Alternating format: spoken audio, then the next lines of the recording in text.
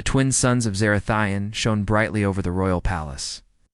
From the highest towers, golden light spilled across marble courtyards and glittering gardens. The palace was a place of beauty and power, filled with rare treasures from across the galaxy. Yet inside its grand halls, there was an unusual sense of worry. Servants moved quickly, their faces tense. Guards stood at attention, but exchanged uneasy glances. The reason was simple. Princess Serenia, the only daughter of King Zareth, had stopped eating. It began 3 days ago. At first, everyone thought it was just a passing mood. But each day, her plate remained untouched. The royal chefs tried every famous Zarathian dish. They knew moonfruit jelly, soft and shimmering. Crystal root stew, rich and fragrant. Spice petals roasted in rare oils. The smells filled the air, but the princess only shook her head. "I am not hungry," she would say softly, her voice calm but distant. The king was a tall and powerful man, with a deep voice that could command an army. But as a father, he felt helpless. He stood outside his daughter's chamber that morning. Speaking to his chief advisor, "She grows weaker," King Zeroth said. "If this continues, she will fall ill." And if the council believes she cannot even keep her strength, they may speak against her future. The advisor bowed. "We have summoned healers, Majesty. They find no sickness, they say. Perhaps her spirit hungers for something our world cannot give." The king's eyes darkened. What could that mean? No one could answer. In her chamber, Serenia sat near a tall window, watching the sky. Her beauty was unmatched among her people. Her hair shimmered like silver silk, and her golden eyes reflected the sunlight like warm fire. But those eyes now looked tired, lacking their usual sparkle. A servant entered with a tray. "Your Highness, please, at least taste this nectar. It is fresh from the southern orchards." Serenia smiled gently, but pushed the tray away. "Thank you, but no." Servant hesitated. "The king is worried." "No," Serenia whispered. "I am worried too." She turned her gaze back to the horizon where ships came and went from the great spaceport. She often wondered what other worlds were like. Zarathian was beautiful, but she had tasted every dish, walked every garden, and seen every celebration. Lately, it all felt empty, far above the planet, in orbit. The Earth-Sarathian trade outpost was busy with activity. Ships from both worlds docked here to exchange goods. On one cargo deck, a young human named Ethan Cole was unloading crates. He had short brown hair, a practical jacket, and a calm but curious nature. Ethan was not just a trader. He loved exploring new places, meeting new species, and most of all cooking. Everywhere he traveled, he collected recipes and ingredients. Among Earth's merchants, he was known as the Taste Adventurer. His ship carried spices from Earth, fruits from other colonies, and cooking tools no one else bothered to bring. As he stacked boxes, he overheard two alien traders speaking. "Have you heard about the princess?" one asked in a low voice. "Yes," the other replied. "They say she has stopped eating. The king's court is worried. Even the best royal chefs cannot please her." Ethan's ears perked up. A princess who wouldn't eat? That was unusual.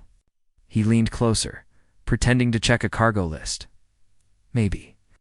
The first trader continued. "She has grown tired of Zarathian food. But what could replace it? No one knows." Ethan thought for a moment. He had cooked for miners in deep space, for ambassadors at formal dinners, even for alien soldiers after a long battle. He had seen how food could lift the heart and bring people together. A strange idea formed in his mind. What if Earth food could help the princess? It was a bold thought. Why would the royal palace let a human cook for their princess? But curiosity pushed him. He asked a passing dock officer, "Is there a way to send a message to the royal palace?" The officer frowned. "Only for official trade business." "Why?" Ethan smiled. "I think I might be able to help the princess." The officer gave him a strange look. "You, a human trader?" "I'm also a cook," Ethan said simply. "And sometimes the right meal can do more than medicine." The officer shook his head but agreed to pass the message along. Ethan did not expect an answer.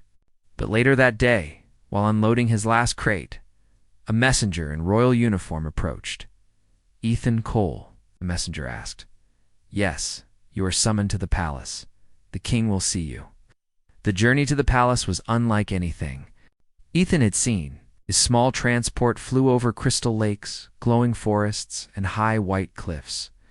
The palace itself was a massive structure carved into the side of a mountain, its towers shining under the suns. When he entered the throne hall, Ethan felt small. Tall pillars rose like trees and golden banners hung from the ceiling. At the far end sat King Xerath, wearing a robe of deep blue silk. His presence was powerful, but his eyes were focused on the man approaching. "You are the human who claims you can help my daughter," the king said. Ethan bowed slightly. "I am a cook, Majesty. I don't claim to have magic, but I believe. I might offer her something new." The king studied him for a long moment. "You have one chance. You fail, you will leave and not return." Ethan nodded. "Understood." He was led to a smaller dining chamber where the princess waited. She sat at the head of a long silver table. Her posture was graceful, but she looked tired. When Ethan entered, she tilted her head slightly, curious. "This is the human," a court official said. "He wishes to prepare a meal for you." Saranya spoke softly. "Do you believe you can make me eat, human?" Ethan smiled warmly. "I don't know, Your Highness, but I hope to give you something worth tasting." Princess's lips curved in the smallest hint of a smile. "Then try." The palace kitchen was unlike any Ethan had worked in. Gleaming metal counters, floating utensils controlled by mind-linked devices, and walls lined with rare ingredients from across the galaxy. The royal chefs watched him closely, some with polite interest, others with open doubt.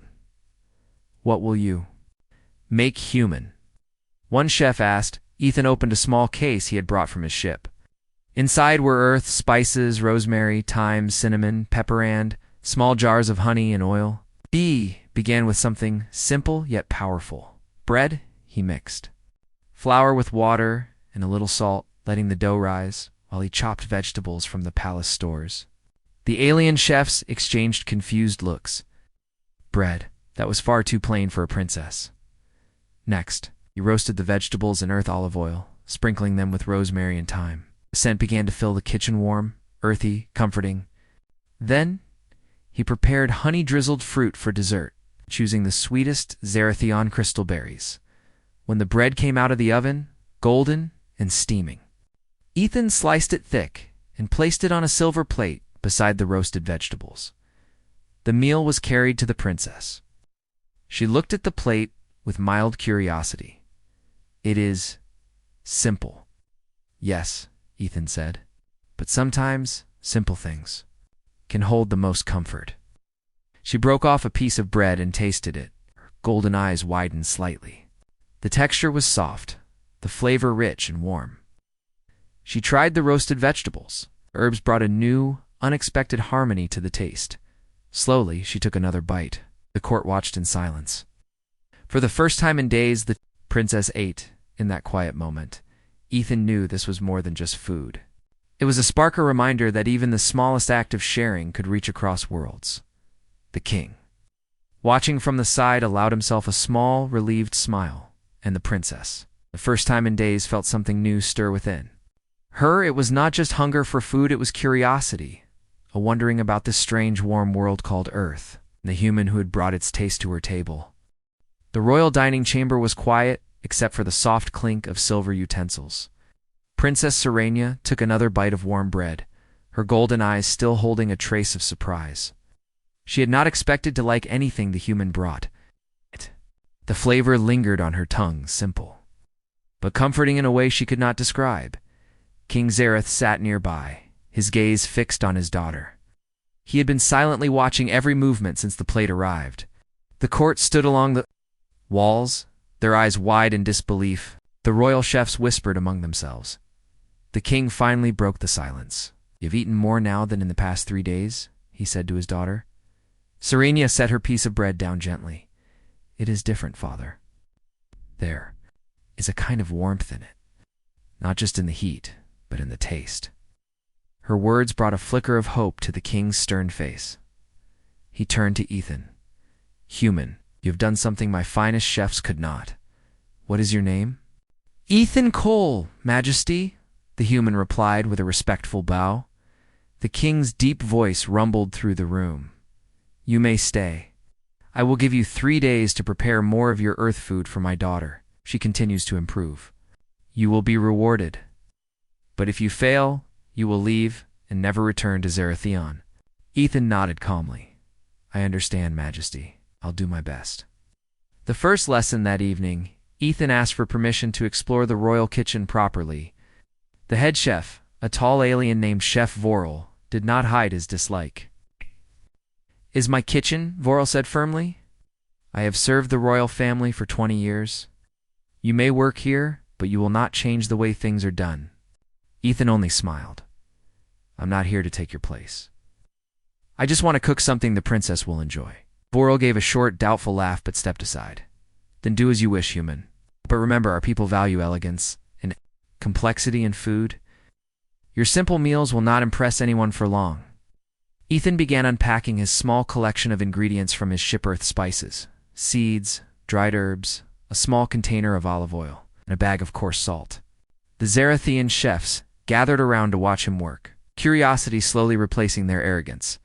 The second meal the next day, Ethan prepared something he thought would both surprise and comfort the prince's vegetable soup. He used Zarathian root vegetables, sliced thin, and simmered them slowly in water with earths, garlic, rosemary, and pepper. The scent soon drifted through the corridors, drawing curious servants toward the kitchen. "Why so much time for a simple soup?" one chef asked. "Because," Ethan explained, "flavor grows slowly like trust. You can't rush it." When the soup was ready, he served it with more warm bread and a small plate of sliced crystal fruit. The meal was carried to the princess's chamber. Serenia was waiting, her curiosity greater than before. "What have you brought me today?" "Something humble," Ethan replied with a slight grin. "A soup from Earth, with a few gifts from your own world added in." She tasted a spoonful. The broth was rich yet gentle, the herbs blending with the natural sweetness of the vegetables. She closed her eyes for a moment, letting the warmth spread through her. "It is like a quiet song," she murmured. Ethan chuckled. "It's one way to describe it." King, once again present to observe, noticed the improvement in her face. "You are eating with more joy than yesterday." "Yes, father," Serenia admitted. "It is strange. I feel lighter, yet full." Stories over food. By the second evening, Serenia began asking Ethan questions. "What is Earth like? Do you live in a palace there?" Ethan laughed. "I live in a small home. By the ocean. The air smells of salt water, and the wind carries the sound of waves. It's not a palace, but it's peaceful." Her eyes lit with interest. "And your people? Do they all cook like you?"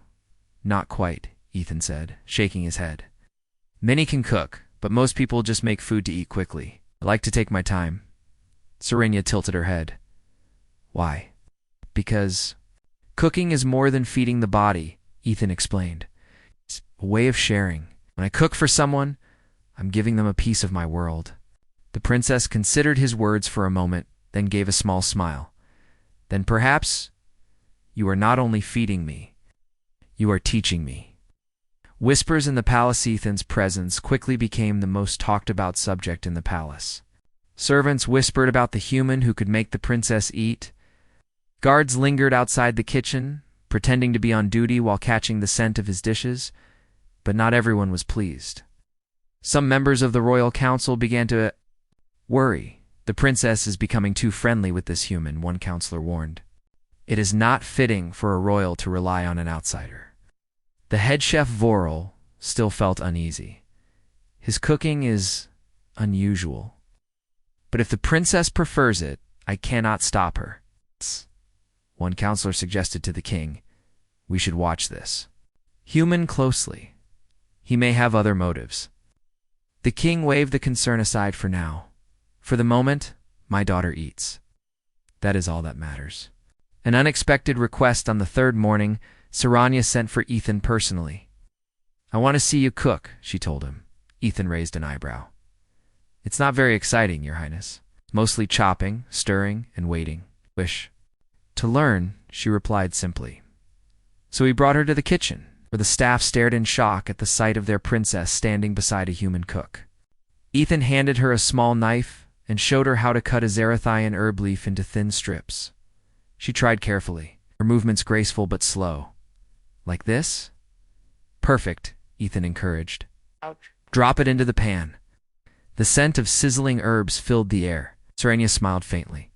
It is a different kind of art than I am used to. But it feels peaceful. They worked together for hours, preparing roasted vegetables with honey glaze, a salad of fresh greens, and a baked fruit tart for dessert.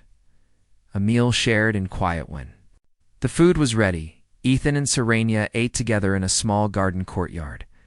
The golden light of the twin suns filtered through the leaves. Serenia took a bite of the tart and let out a soft laugh. I have not laughed while eating in many months. Ethan grinned. That means I'm doing my job well. She studied him for a moment. Ethan, why do you care so much? You could have ignored my hunger. You could have stayed on your ship. He shrugged lightly. Because everyone deserves to feel cared for. Food is my way of doing that. Her eyes softened. Then, thank you. The king's decision that evening, King Zirith summoned Ethan to the throne room. My daughter's health is improving, the king said. She has eaten more in the past 3 days than in the past week. You've done well. Ethan bowed. I'm glad, Majesty. But now the king continued. The time has come for you to prove yourself to more than just her. In 3 days, I will hold a royal feast. You will prepare a dish for the entire court. If you succeed, I will grant you the title of Royal Culinary Envoy. If you fail, you will leave Zarathian. Ethan met the king's gaze without fear. Then, I will succeed. A quiet promise later that night, Serenia found Ethan in the garden. You should know, she said softly, the royal chefs will not make it easy for you. They will see this as a challenge to their honor. I know, Ethan replied calmly. Then why agree, she asked. He smiled. Because you're worth it. The princess was silent for a long moment, her golden eyes shimmering under the moonlight. Then I will stand beside you, she said at last. Whatever comes. And somewhere deep in his heart, Ethan knew that this challenge would be about more than just food. It would be about trust. It would be about friendship. Maybe something even greater. The news of the royal feast spread quickly through the palace. Servants whispered in corridors. Guards talked in low voices during their shifts. Even the gardeners knew about it before the day was over. Everyone wanted to see if the human cook could truly impress the royal court. For Ethan Cole, the feast was more than just a cooking challenge. It was a test of respect. If he failed, he would not only lose the king's trust, but also his chance to keep helping Princess Serenia. He could not let that happen. The whispering court, the royal kitchens, were busy as preparations began. The palace's official chefs moved like an army, chopping, slicing, and arranging ingredients with flawless precision. Their leader, Chef Vorel, was giving orders in a firm voice. Keep the moon fruit chilled. Do not overcook the crystal root stew. Someone tell the spice petal team to be ready for tasting. When Ethan entered the kitchen, the chatter died down for a moment. Turned toward him. Some chefs gave polite nods. Others offered stiff, unfriendly stares. Chef Vorel stepped forward. The king has given you permission to cook for the feast. You will have one section of the kitchen.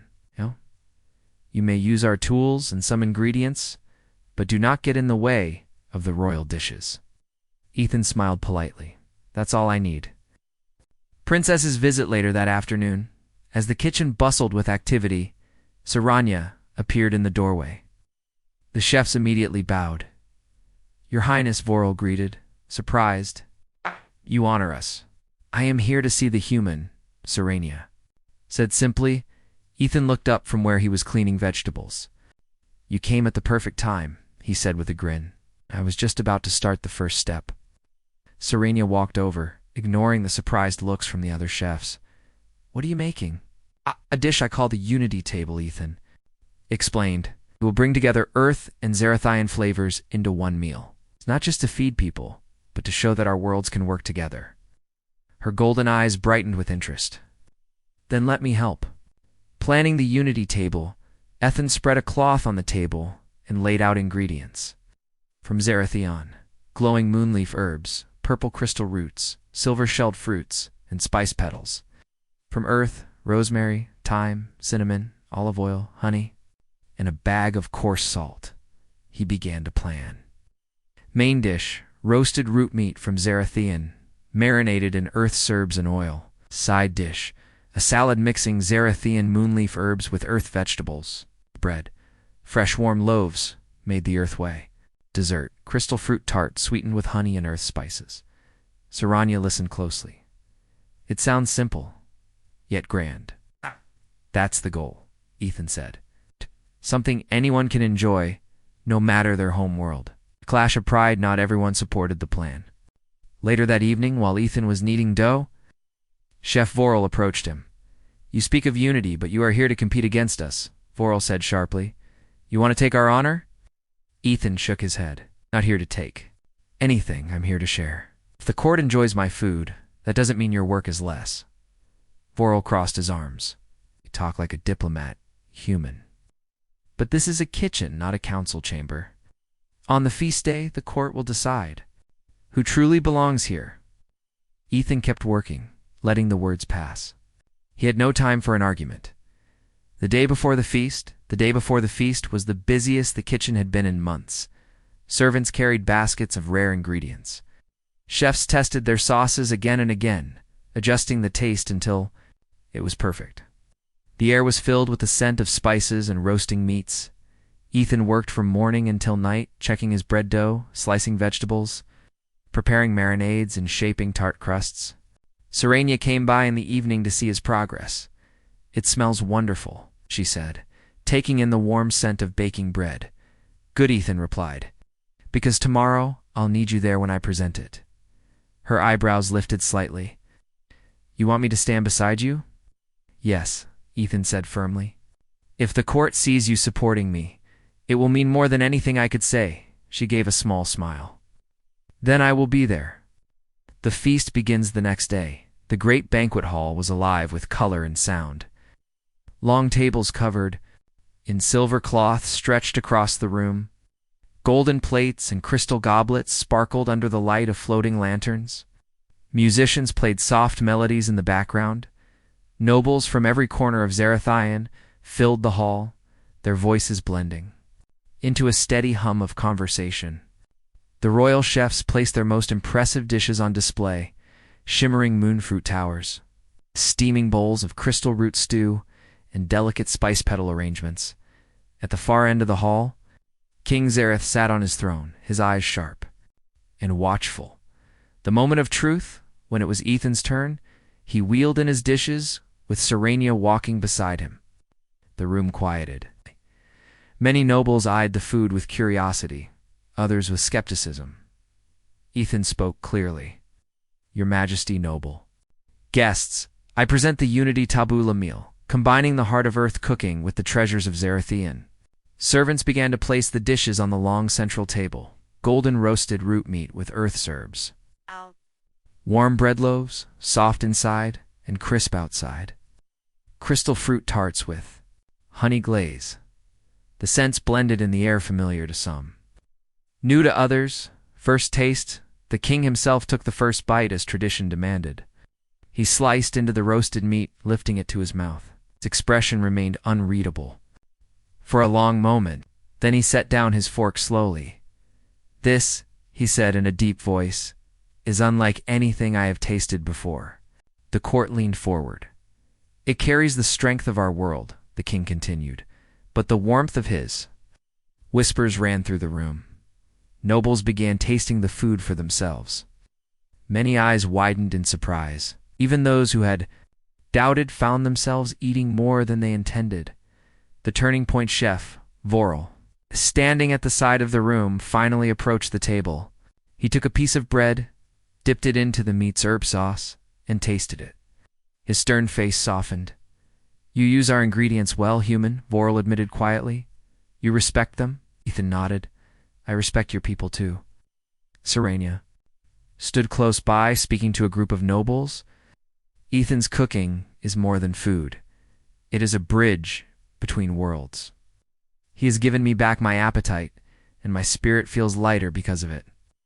Her words carried through the hall, and even the most doubtful nobles listened. The king's declaration when the feast ended, King Zareth rose from his throne. The hall fell silent. "Ethan Cole," he said, "you came as a stranger, offering nothing but your cooking. Yet you have brought my daughter's health back and shown my court that two worlds can share more than trade. They can share friendship." Lifted a golden medallion from his robe. "From this day forward, you are named Royal Culinary Envoy of Zarathion. You will be free to travel between our world and Earth, and your place here is secured."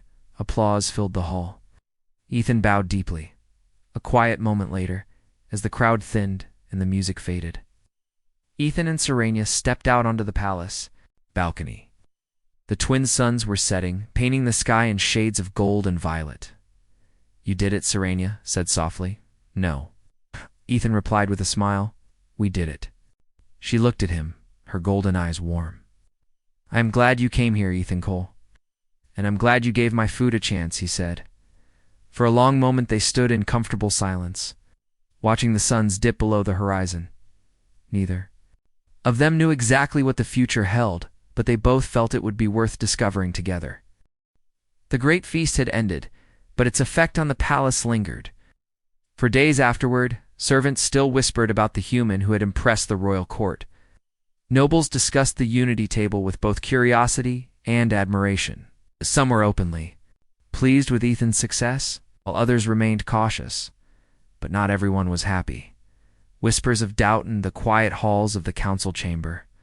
Several advisors gathered in secret. The tall windows let in silver moonlight, casting long shadows across the polished floor. "This human's influence grows too quickly," one counselor said in a low voice. "The princess spends more time with him than with her own people." Another added, "He is clever, yes. But what if this is his plan? To charm her, and through her, influence the king?" A third shook his head. "We cannot accuse him without proof, but we can test him." They agreed on a quiet plan to see whether Ethan's loyalty truly belonged to Zarathion, or if he was simply here for his own gain. A friend's concern, meanwhile, Ethan continued his work in the palace kitchen. Since receiving the title of Royal Culinary Envoy, he had been given his own section of the kitchen and full freedom to explore recipes. He often mixed Earth ingredients with Zarathian ones, creating new flavors that surprised everyone. One afternoon, as Ethan was arranging a tray of freshly baked bread, Chef Vorel approached him. "You've earned your place here," Vorel said seriously. "But I must warn you, the palace is not only a place of honor, it is a place of politics." Ethan looked up, curious. Meaning there are those who will not accept you, no matter what you do, and some of them hold great power. Ethan gave a small smile. "Thanks for the warning. I'll be careful." Vorel studied him for a moment longer, and watched the council. They smile in public.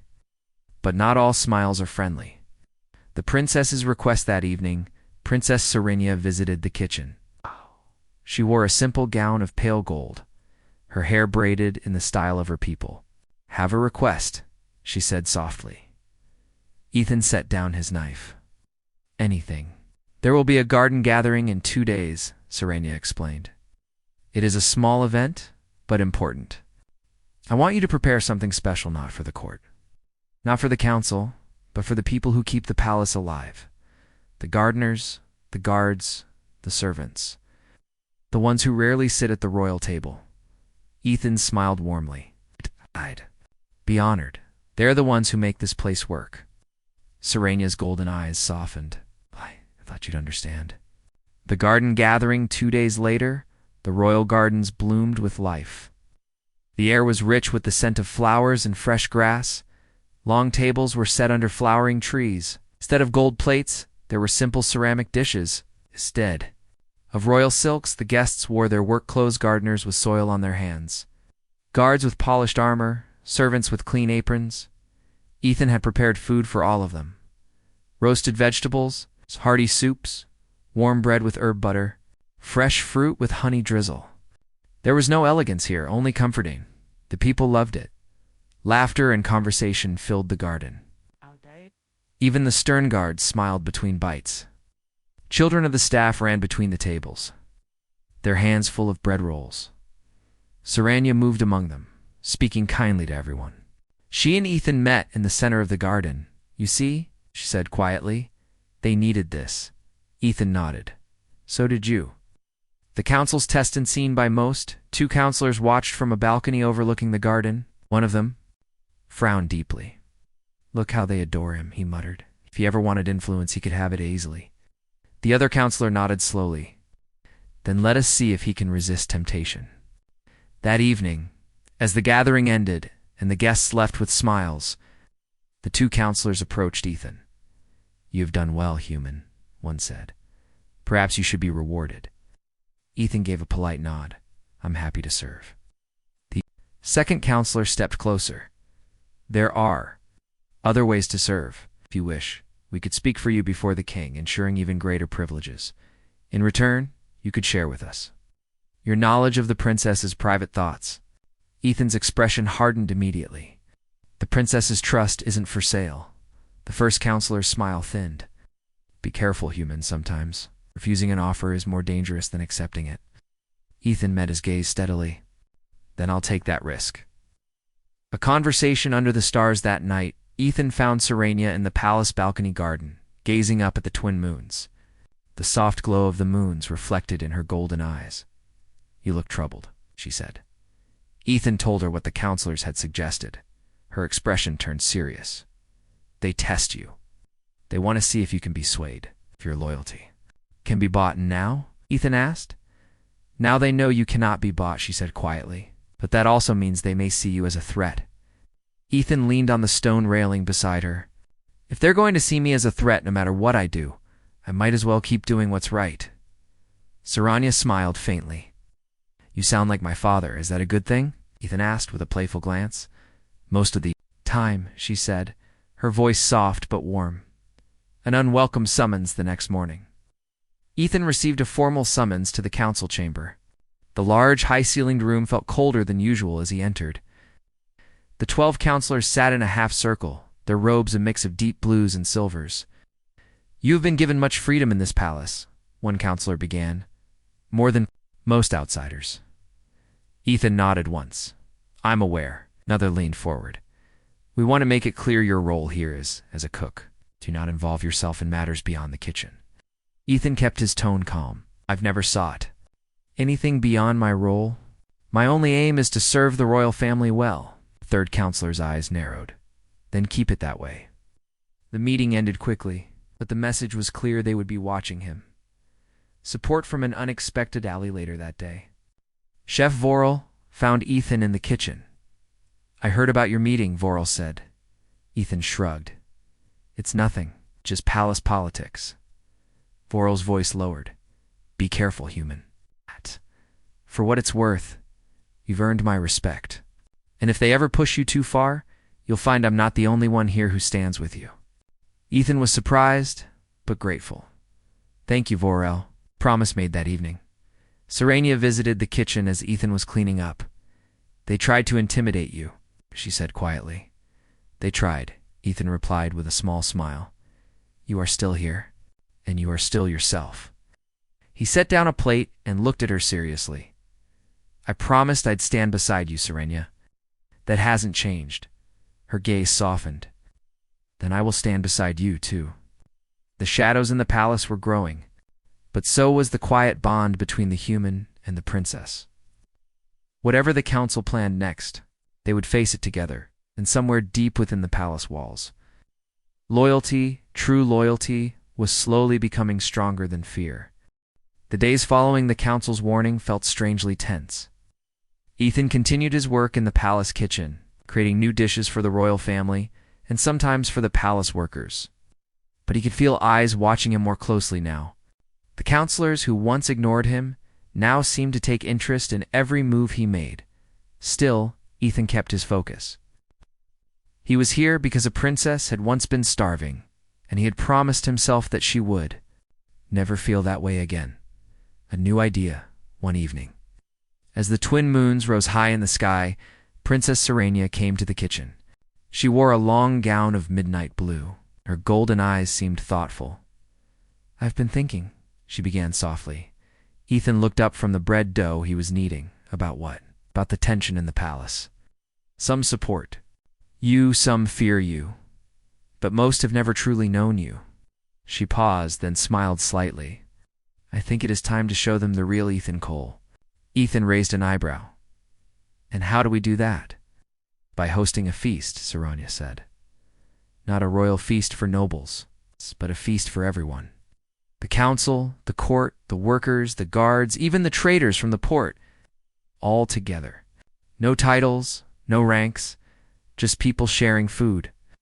Ethan thought about it for a moment, then his lips curved into a smile. "A feast of unity," Serenia nodded. "Exactly." The king's blessing the next morning, Serenia brought the idea to her father. King Zireth listened in silence, his deep eyes studying both his daughter and Ethan. "It is a bold idea," the king said at last. "Our traditions keep the classes separate at meals. Some will see this as breaking protocol." Sometimes Serenia said gently, "Protocol must bend for the good of the people." The king's gaze shifted to Ethan. "And you. Can you handle such a task?" Ethan straightened. "Majesty, I've cooked for miners in asteroid belts, soldiers after battles, and merchants in crowded spaceports. Feeding a palace full of different people will be a challenge, but it's a challenge worth taking." The king gave a slow nod. "Then you have my blessing. Make it worthy of Zaratheon." Preparations begin. The kitchens became a storm of activity. Ethan worked with both Earth and Zaratheon ingredients, determined to create dishes that would speak to everyone's heart. For the main course, he planned roasted root meat with Earth's herbs and Zaratheon moonleaf glaze. For sides, he prepared crystal root stew spiced with rosemary and fresh salads mixing vegetables from both worlds. For dessert, he chose honey-drizzled crystal fruit tarts and warm spice bread. Chef Vorel, more of a friend than a rival, helped organize the kitchen. "You're trying to cook for every taste in the palace," Vorel said with a grin. "You're either very brave or very foolish." "Maybe both," Ethan replied with a laugh. Serenia's role while Ethan worked in the kitchen, Serenia took on the role of invitation bearer. She personally visited the gardens, the guard stations, the servant quarters, and even the trade outpost at the edge of the city. "Come to the feast," she told them. "It is for all who serve the kingdom, whether with their hands, their minds, or their hearts." Her presence drew smiles wherever she went. Many had never spoken to the princess directly before, and her warmth surprised them. The day of the feast, the grand palace hall had been transformed.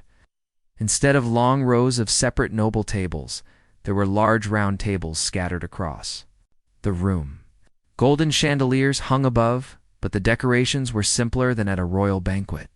The scent of cooking drifted through the air, warm and welcoming. People began to arrive. Nobles in fine robes stood uncertainly beside guards in armor. Servants in simple clothes spoke quietly with traders from the port. At first the groups kept to themselves. Then Serenia entered with Ethan at her side. "Welcome," she said clearly, her voice carrying across the hall. "Tonight there is no high or low, no noble or servant. Tonight we share the same table."